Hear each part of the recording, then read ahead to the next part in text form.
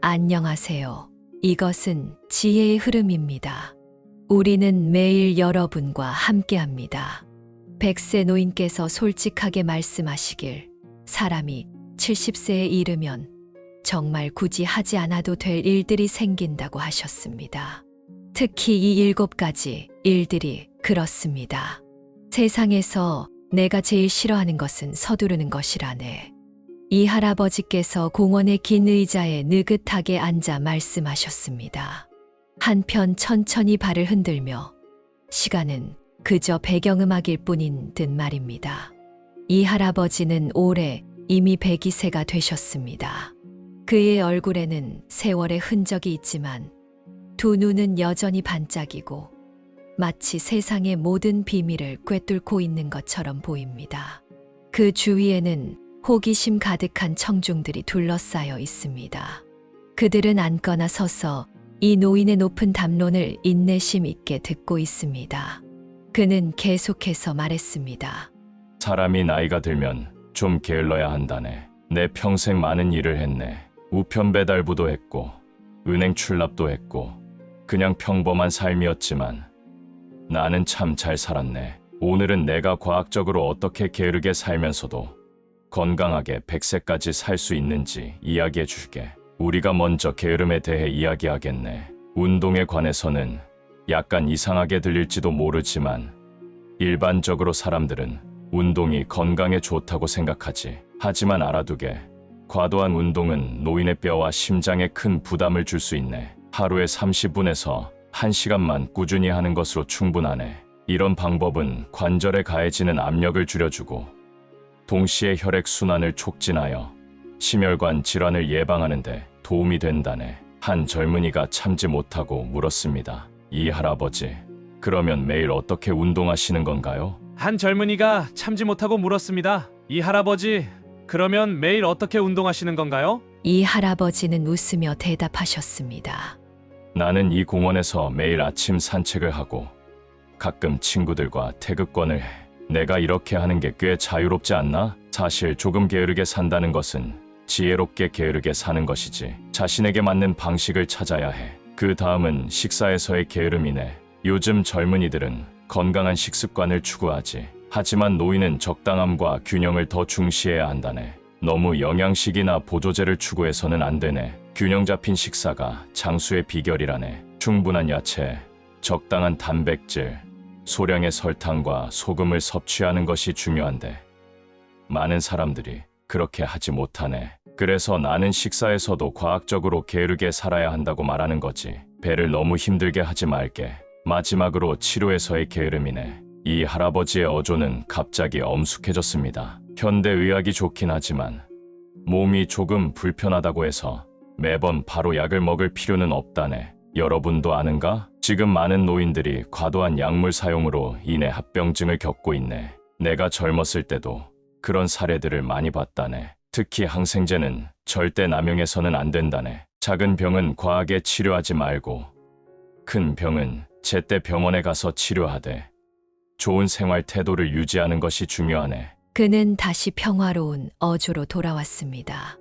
많은 경우 몸의 불편은 그저 일시적인 것이니 너무 걱정할 필요 없네. 물론 정말 심각한 문제가 생긴다면 의사를 찾는 것이 필수적이지만 말일세. 예를 들어 현재 많은 노인들이 고혈압에 시달리고 있는데 이는 상당히 일반적인 상황이라네. 사실 적당한 운동과 식단 조절은 혈압 조절에 도움이 될 수 있네. 내 한 친구는 식습관 조절과 매일 산책을 통해 약물에 의존하지 않고도 혈압을 정상 범위로 유지했네. 이보다 더 좋은 증거가 있을까? 이 할아버지는 말을 돌리며 어조가 다시 가벼워졌습니다. 그래서 말이네. 게으름은 때로는 지혜라네. 자신을 믿고 생활 방식을 약간만 조정해도 건강에 큰 도움이 될 수 있지. 제 좌우명은 여유롭게 살고 인생을 웃으며 대하며 서두르지 않고 자연스럽게 건강을 유지하자입니다. 구경하던 사람들 중에는 미소를 지으며 고개를 끄덕이는 사람도 있었고 이 할아버지의 말을 곱씹으며 생각하는 사람도 있었습니다. 편안한 분위기 속에서 한 중년 여성이 질문을 던졌습니다. 이 할아버지, 저는 최근에 다리와 발이 무력해지는 느낌이 자주 드는데 이게 무슨 이유 때문일까요? 이 할아버지는 잠시 생각한 뒤 진지하게 대답하셨습니다. 다리와 발이 무력해지는 문제는 흔한 일이네. 하지만 그 원인은 여러 가지일 수 있지. 아마 운동 부족으로 근육의 힘이 약해졌거나 혹은 혈액순환이 좋지 않아서 그런 것일 수도 있네. 최근에 운동을 적게 했나? 아니면 너무 오래 앉아 있지는 않았는가? 물론 더 정확한 원인을 알기 위해서는 의사의 정밀한 검사를 받아야겠지만 일상생활에서 적당한 운동을 도입하는 것이 도움이 될 걸세. 예를 들어 산책이나 가벼운 체조 같은 것이 상태를 개선하는데 도움이 될 수 있네. 또한 비타민과 미네랄이 풍부한 음식을 더 많이 섭취하는 것도 혈액순환 개선에 도움이 되지. 사람이 나이가 들면 사실 우리 나이에 맞지 않는 것들을 내려놓는 것이 가장 중요하네. 내 좌우명처럼 여유롭게 살고 자연스럽게 건강을 유지해야 하네. 70세가 넘으면 몇 가지는 정말 더 이상 고집할 필요가 없네. 첫째, 장수에 집착할 필요가 없네. 자연스럽게 살아가면 되는 거지. 노인은 장수를 인생의 유일한 목표로 삼아선 안 되네. 좋은 생활의 질과 마음가짐을 유지하는 것이 핵심이지. 많은 노인들이 매일 건강 보조제를 먹으며 더 오래 살기를 바라지만 난 그렇게까지 할 필요는 없다고 생각하네. 이 나이에 이르렀으면 자연의 흐름에 따르는 것이 더 나을 수 있지. 70세가 되었으면 인생의 대부분의 단맛, 쓴맛, 신맛을 다 맛봤을 텐데 아직도 어떻게 더 오래 살지를 고민한다면 오히려 스스로를 괴롭게 만들 수 있네. 또 오래 산다고 꼭 행복한 것도 아니지. 일부 노인들은 오래 살았지만 생활의 질이 낮아서 매일 침대에 누워 아무것도 하지 못하는 경우가 많지. 그렇게 사는 건 즐거움도 없네. 그러니 우리는 제한된 시간 안에 여유롭고 자유로운 삶을 추구해야 해. 맛있는 음식을 먹고 좋은 음료를 마시고 즐겁게 살아가는 것이 가장 중요하네. 만약 하늘이 우리를 더 오래 살게 한다면 그걸 즐기면 되는 것이고 만약 인생이 끝난다면 그것도 받아들이면 되는 거네. 자연스럽게 살아가는 마음가짐을 유지하는 것이 장수를 쫓는 것보다 중요하네. 둘째, 만약 배우자가 먼저 세상을 떠났다면 새 배우자를 찾을 필요는 없네. 너무 번거로울 뿐이지. 70세가 넘으면 부부 중 한 명은 먼저 떠나게 되어 있네. 만약 내 배우자가 먼저 떠난다면 나는 굳이 새로운 사람을 찾을 필요가 없다고 생각하네. 이 나이에 진심으로 서로를 돌보길 원하고 서로를 알아가는 데는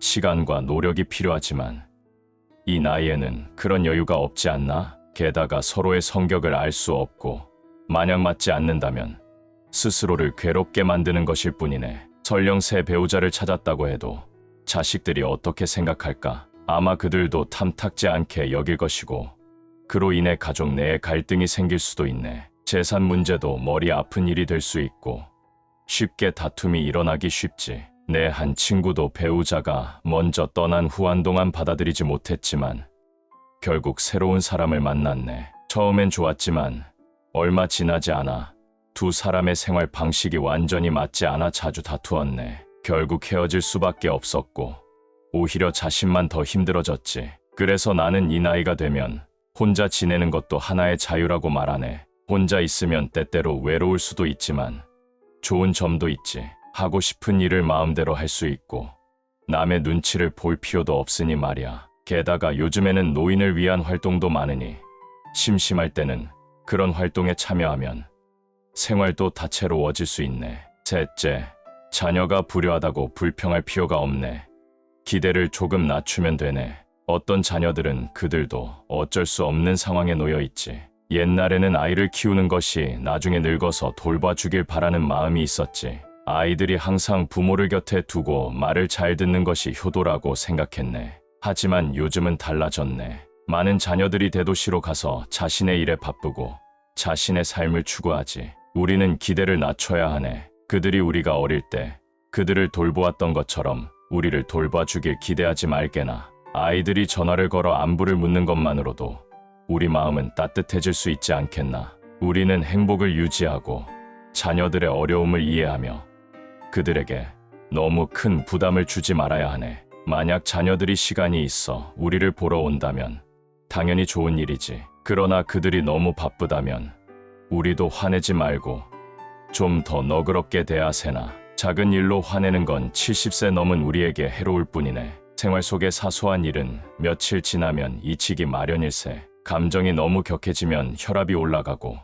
심장에 무리를 줄 수 있지. 우리 나이가 들었으니 몸이 예전만큼 강하지 않으니 감정에 큰 변화는 건강에 좋지 않을 걸세. 화가 날 때는 깊게 숨을 들이쉬고 자신을 진정시키거나 밖으로 나가 산책을 하거나 옛 친구들과 대화를 나누며 기분을 전환해 보게나. 그렇게 하면 고민은 저 멀리 날아갈 걸세. 목요일, 손자 손녀를 기르는데 자신의 노후 자금을 사용할 필요는 없네. 자신을 위해 든든하게 남겨둬야 해. 우리가 평생 열심히 일해서 모은 연금은 정말 소중한 돈이네. 이 돈은 우리가 나이 들어 사용할 돈이고 충분한 자금을 남겨둬야만 노후를 잘 보낼 수 있지. 만약 우리가 모든 돈을 손자, 손녀에게 쓴다면 이후에 우리 스스로는 어떻게 해야 하나? 혹시 병이 생기거나 뜻하지 않은 일이 생긴다면 돈이 없으면 곤란하네. 게다가 손자, 손녀를 돌보는 건 원래 그들의 부모가 할 일이지. 우리가 전부 다 떠맡을 필요는 없어. 물론 작은 간식이나 장난감을 사주면서 사랑을 표현할 수는 있지. 하지만 우리의 노후 자금을 다 써버리면 안 되네. 금요일, 자녀들의 삶에 과도하게 간섭할 필요는 없네. 70세 이후에는 대부분 자녀들이 이미 가정을 이루고 자신들의 생활 공간과 선택권을 가지게 되었네. 부모로서 우리는 손을 놓고 그들이 스스로 인생의 도전과 기회를 맞이하도록 내버려 두어야 하네. 과도한 간섭은 자녀들에게 속박과 압박을 줄 뿐이며 심지어 가족 간의 갈등을 초래할 수도 있지. 우리는 그들의 선택과 결정을 존중해야 하네. 그들에게 충분한 신뢰와 지지를 보내며 동시에 자녀들과의 원활한 소통을 유지하여 서로의 삶의 경험과 깨달음을 공유하고 화목하고 따뜻한 가정 분위기를 함께 만들어 나가야 하네. 토요일, 친척을 너무 중요하게 생각할 필요는 없네. 서로 간섭하지 않고 각자 평안히 지내면 되는 것이네. 젊었을 때는 우리가 항상 친척들과 자주 만나려고 했지. 일이 있을 때는 서로 도우려 했네. 그러나 70세가 넘으면 친척과 관련된 일에 너무 많은 시간을 쏟을 필요가 없네. 우리는 각자의 삶을 잘 살아가면 되고 서로 방해하지 않는 것이 좋네. 친척들, 정말 큰 문제가 생긴다면 도울 수 있으면 돕고 도울 수 없다면 억지로 무리하지 않아도 되네. 우리는 그저 조용히 자신의 작은 삶을 살아가면 되는 것이네. 친척들이나 다른 사람들의 일에 대해 신경 쓰지 말고 스스로에게 괴로움을 더하지 말게나. 나이가 들었으면 생각을 바꿀 필요가 있네. 자신을 위해 사는 법을 배워야지. 쓸데없는 말이나 하지 않아도 될 일들에 신경 쓰지 말고 하루하루를 기쁘게 보내는 것이 중요하네. 70세는 지혜와 여유가 가득한 나이대네. 이 시기에 이르면 정말로 더 이상 할 필요가 없는 일들이 있다는 것을 깨달을 수 있을 걸세. 하지만 그렇다고 해서 우리의 삶이 따분해진다는 의미는 아니네. 오히려 이런 불필요한 짐을 내려놓았기 때문에 우리는 더 진정으로 중요한 것들에 집중할 수 있게 되는 것이네. 평온하고 감사하는 마음으로 매 순간을 맞이하고 가족, 친구들과 함께하는 시간을 소중히 여기며 자신의 신체적, 정신적 건강을 돌보고 삶의 매 순간을 즐기며 살아가야 하네. 이렇게 한다면 세월이 흐르고 시간이 빨리 지나가도 70세 이후의 인생에서 우리의 빛과 매력을 발할 수 있을 걸세. 70세가 되면 우리는 인생의 덧셈 대신 뺄셈을 배워야 하네. 불필요한 짐들을 내려놓고 미래를 가벼운 마음으로 맞이할 수 있도록 해야 하네. 바로 이런 것들을 내려놓았기 때문에 우리는 더욱 우리의 건강, 가족, 친구 등 진정으로 소중한 것들에 집중할 시간이 생기는 것이네. 이렇게 한다면 시간이 지나도 우리의 마음은 여전히 평온하고 자유로울 수 있지. 나는 올해 66세네. 집도 있고 차도 있고 연금도 받고 있네. 3년 전에 새 배우자를 찾았지만 지금은 후회하고 있네. 나는 매달 7,000원 이상의 연금을 받고 있네. 나에게는 올해 33세인 딸이 하나 있는데 그녀는 이미 자신의 가정을 꾸렸네. 내 배우자가 생전에 우리 둘은 정말 좋은 관계였네. 매일 함께 나가고 들어오며 한순간도 떨어져 있지 않았지. 모두들 나에게 현명한 아내가 있어서 부러워했고, 내 딸도 착하고 똑똑해서 나에게 절대 문제를 일으키지 않았네. 나도 스스로 행복하다고 느끼며 이렇게 계속해서 행복하게 살 수 있을 거라고 생각했지. 하지만 5년 전 내 배우자가 암에 걸렸네. 많은 돈을 썼지만 결국 그의 병을 고칠 수 없었지. 배우자가 세상을 떠난 이후 나는 삶의 의미를 잃은 것 같았네. 매일 혼자 밥을 먹고 혼자 잠을 자며 외로움에 괴로워 죽을 것만 같았네. 딸이 나를 보러 올 때마다 배우자를 닮은 딸의 얼굴을 볼 때면 그 앞에서 슬픈 감정을 참지 못하고 눈물을 흘렸네. 딸은 나를 안쓰러워하며 새 배우자를 찾으라고 권했네. 그녀는 누군가가 함께 있다면 내가 더 이상 외로움을 느끼지 않을 거라고 했지. 나는 딸의 말이 맞다고 생각했네. 누군가가 나와 함께 있다면 나도 쓸데없는 생각을 하지 않으며 스스로에게 괴로움을 주지 않을 거라고 말이야. 그래서 나는 지인의 소개로 나보다 7세 어린 윤정 씨와 사귀기 시작했네. 윤정 씨도 나처럼 은퇴한 직장인이지만 그녀의 연금은 내 연금의 13 정도밖에 되지 않아서 2,000원 조금 넘게 받는 정도였네. 윤정 씨의 아들은 30대가 넘었는데도 아직 결혼을 하지 않았지. 이 일 때문에 윤정 씨는 늘 걱정에 빠져 있었네. 나는 윤정 씨 아들이 결혼을 하지 못한 이유가 따로 살 수 있는 집이 없다는 것을 알게 되었네. 윤정 씨의 남편이 세상을 떠난 지 여러 해가 지났고 집안의 경제 상황도 좋지 않아서 아들에게 결혼할 집을 사줄 돈이 없었던 것이지. 그래서 나는 윤정 씨에게 내 집으로 이사 오라고 했네. 그러면 그녀의 집이 비게 될 것이고 그 집을 아들의 결혼 준비에 사용할 수 있을 테니까 말이야. 윤정 씨는 나와 함께 살려면 반드시 혼인신고를 해야 한다고 말했네. 그렇게 해야 그녀의 마음이 편안해진다고 했지. 나는 바로 동의하면서 그녀와 혼인신고를 하겠다고 약속했네. 그녀가 나와 함께 살기만 한다면 무엇이든 다 들어주겠다고 말했지. 윤정 씨의 요구에 따라 나는 그녀에게 금목걸이와 금반지를 사주었고 10만 원의 예물을 주었네. 결혼식을 마친 후 윤정 씨는 내 집으로 이사 와서 나와 함께 살기 시작했지. 윤정 씨는 매우 부지런했고 요리도 아주 잘했네. 그녀의 성격도 아주 명랑해서 나는 그녀와 함께 있는 매일이 매우 행복했지. 그 후로 나는 더 이상 외로움을 느끼지 않았고 이런 생활에 매우 만족했네. 비록 집안 생활비는 모두 내가 부담했지만 윤정 씨는 한 푼도 내지 않았고 나는 그것을 마음에 두지 않았지. 윤정 씨의 연금은 나보다 적었고 결혼하지 않은 아들도 있어서 경제적 부담이 컸기에 나는 그녀에게 생활비를 내라고 할 수 없었네. 오히려 나는 윤정 씨에게 종종 새 옷을 사주었고 명절 때면 내 자릿수의 용돈을 주기도 했네. 우리가 결혼한 첫 해는 서로 아무런 갈등도 없었고 생활도 순탄하고 편안했네. 그러나 2년 전 윤정 씨 아들이 여자친구가 생기면서 생활비가 늘어나기 시작했지. 그래서 아들은 자주 윤정 씨에게 돈을 요구했고 윤정 씨의 그 적은 연금은 금방 다 써버렸네. 돈이 부족해지자 윤정 씨는 나에게 손을 벌리기 시작했지. 윤정 씨가 나에게 돈을 요구하기 시작하니 나는 기분이 좋지 않았네. 결혼 전에 우리는 경제적으로 독립하자고 서로 약속했었고 윤정 씨도 그 약속을 받아들였었지. 그런데 우리가 결혼한 지 겨우 1년 만에 그녀는 약속을 어기고 계속해서 나에게 돈을 요구하기 시작했네. 이런 그녀의 행동은 나에게 불쾌감을 불러일으켰지. 만약 내 돈이 윤정 씨에게 쓰이는 것이라면 나는 크게 개의치 않았을 것이네.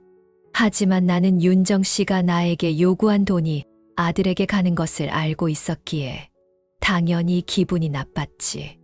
나도 딸이 있는 사람인데 내 돈을 딸에게 쓰지 않고 왜 그녀의 아들에게 써야 한단 말인가. 내가 돈을 주지 않자 윤정 씨는 나와 냉전을 벌이기 시작했네. 그 후로 그녀는 나에게 더 이상 밥을 해주지 않았고 내 옷도 세탁해주지 않았네.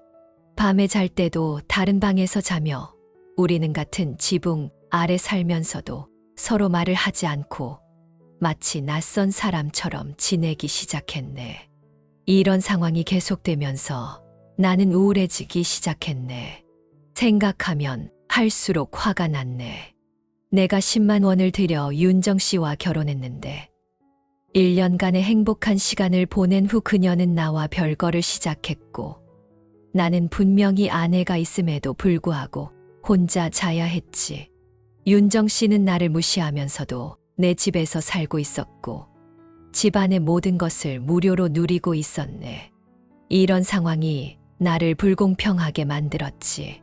신중하게 고민한 끝에 나는 윤정 씨에게 이혼하자고 말했네. 그녀에게 집을 나가라고 했고 내가 그녀에게 준 10만 원의 예물을 절반이라도 돌려달라고 요구했지. 그러나 윤정 씨는 돈을 돌려주지 않을 뿐만 아니라 이혼을 다시 언급하면 죽을 각오로 맞서겠다고 나를 위협했네. 그녀는 결혼한 날부터 나와 이혼할 생각은 없었고 죽어도 나와 이혼하지 않겠다고 했네. 내 집에서 절대 나가지 않겠다고 말했지. 윤정 씨의 이 말을 듣고 나는 그녀가 평생 내 집을 떠나지 않을 것임을 깨달았네. 그녀는 겨우 안정된 거처를 얻었고 아들에게 따로 결혼할 수 있는 집도 마련했는데 어떻게 쉽게 떠나겠는가. 윤정 씨가 떠나지 않으면 나는 그녀를 내보낼 방법이 없네. 나는 나이가 많고 딸 하나뿐이니 윤정 씨와 그녀의 아들에게는 도저히 대항할 수 없지. 윤정 씨는 나에게서 돈을 얻지 못하자 매일 집에서 소란을 피웠네. 식탁을 부수고 의자를 부수는 등 그녀의 행동은 나를 겁에 질리게 했네. 매일이 고통스러웠고 나는 매우 후회했지. 노년의 배우자를 찾지 말았어야 했네.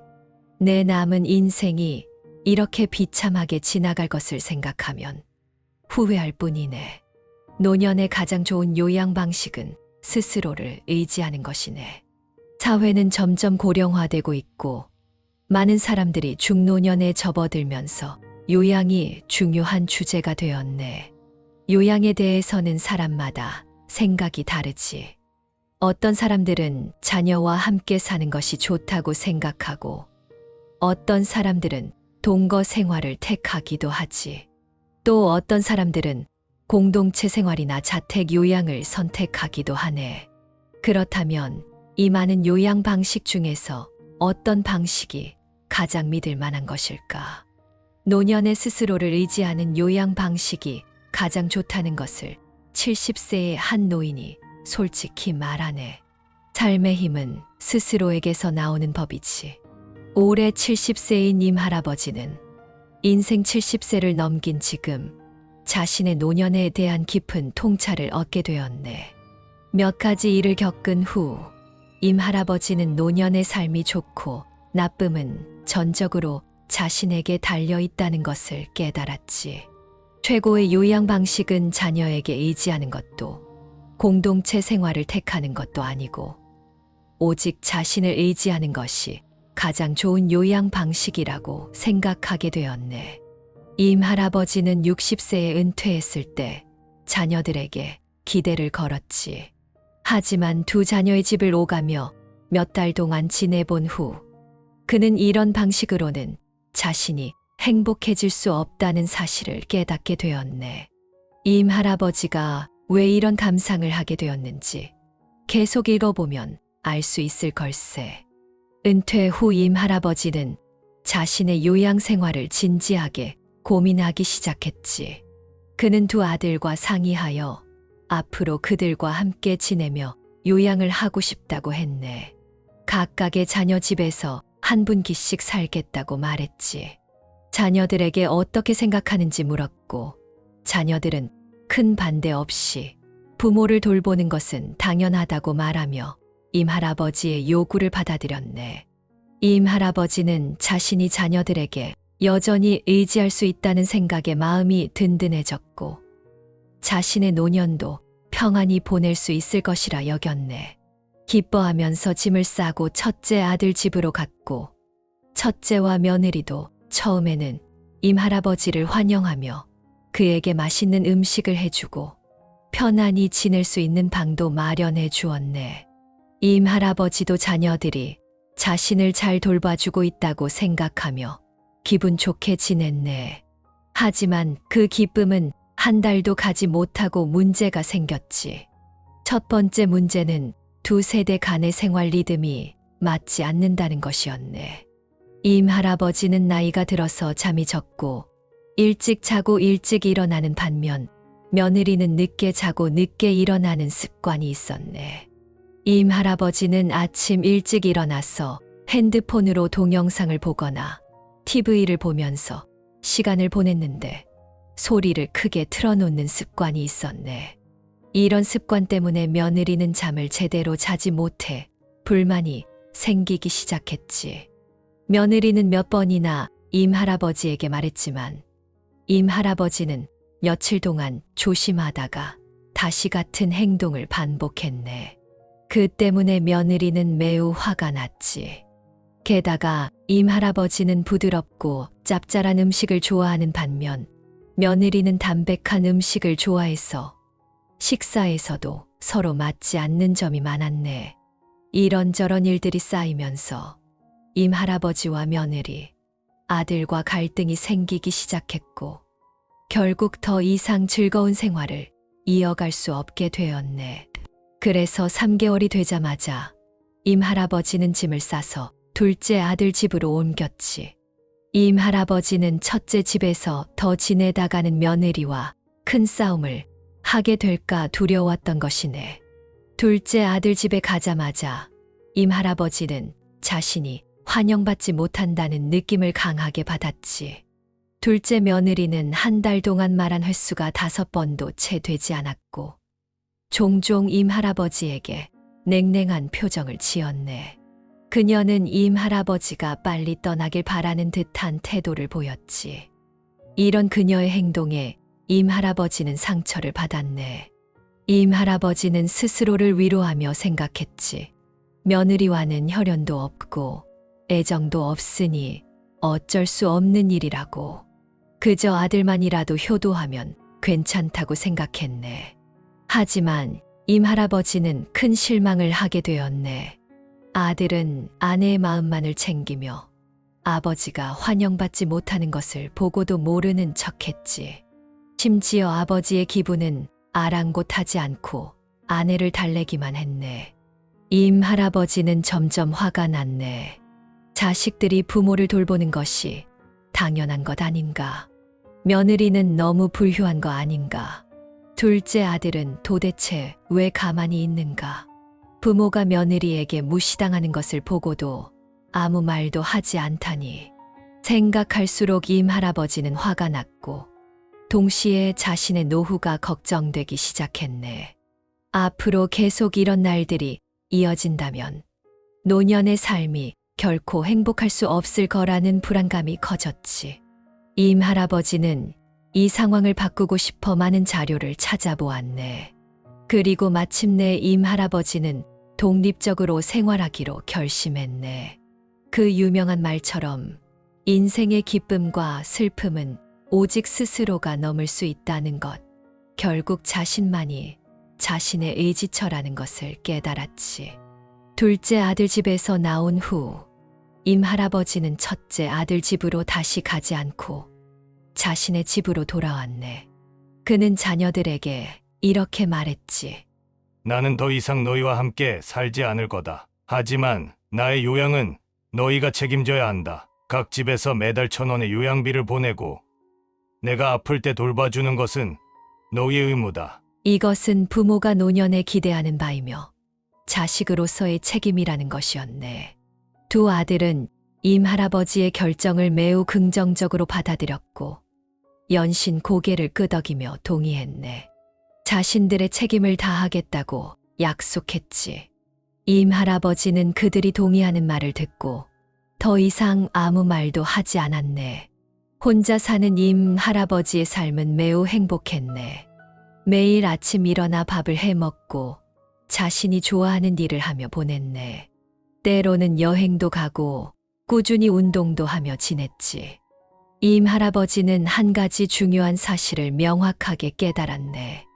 노후를 행복하게 보내기 위해 가장 중요한 것은 자신이 자신의 삶을 잘 꾸려가는 것이라는 것을 말이네. 자신이 좋아하는 일을 하며 살고 손에 조금의 돈이 있다는 것이 바로 자신감을 주는 것이지.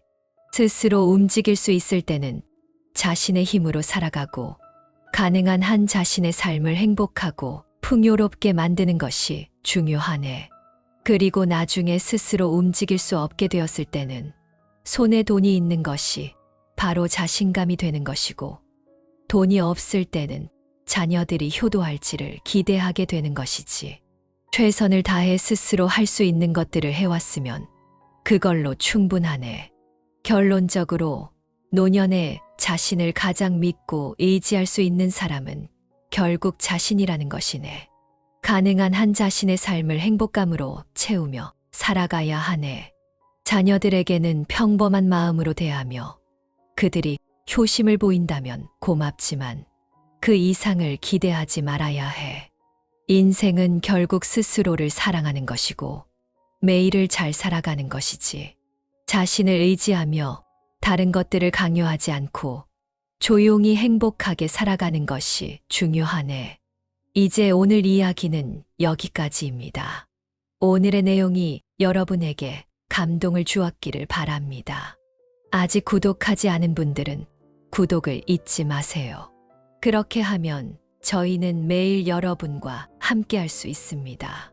함께 성장하고 함께 행복하며 천천히 나이 들어가는 그날까지 함께 합시다. 다음 시간에 또 뵙겠습니다.